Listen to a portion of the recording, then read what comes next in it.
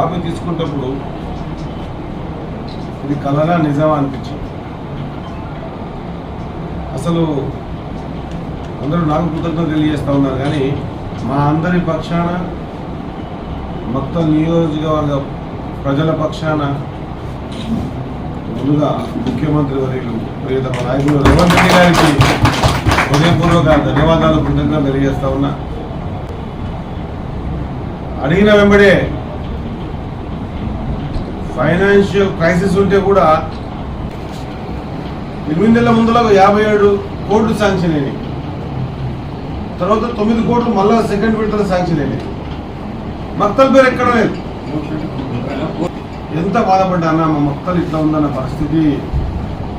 మరి ఎందుకు అడగలేదు కూడా అది నేను గత ముద్దన నాన్పేటలో ఉన్నటువంటి 2600 కేసులల్లో 1400 కేసులు మక్తల్వే ఉన్నాయన్న. నాన్పేటకి చేగుంట ఆయనపూర్ కుసుమూర్తి తగ్గిడికి వెళ్ళాలంటే అక్కడ నుంచి కృష్ణా మండలం ఒక 12 కిలోమీటర్లు, ఆ నుంచి కృష్ణాకి మక్తలు ఒక 18 కిలోమీటర్లు, ఇక్కడ నుంచి నాన్పేట కూడా 30 కిలోమీటర్లు. ఈ డిస్టెన్స్ ఒక పేదవాడు 72 కిలోమీటర్లు కోటికి పోవాల్సి వస్తుందన్న. ఇబ్బంది పడతా ఉన్నారు, గ్రహించాలా అని చెప్పేసి అడిగిన వెంబడే ఆయన లెటర్ మీద ఇనిషియల్ వేయటం. మనకు ఒక వారంలోనే మళ్ళీ 2 కోట్లు కావాలన్నా 1 కోటి వద్దు అంటే 2 కోట్లు కూడా junior civil judge cum judicial magistrate first class court of Makthal అని మన 2 కోట్లు ఇవ్వడం అనేది అన్నా అదృష్టంగా భావిస్తా ఉన్నా.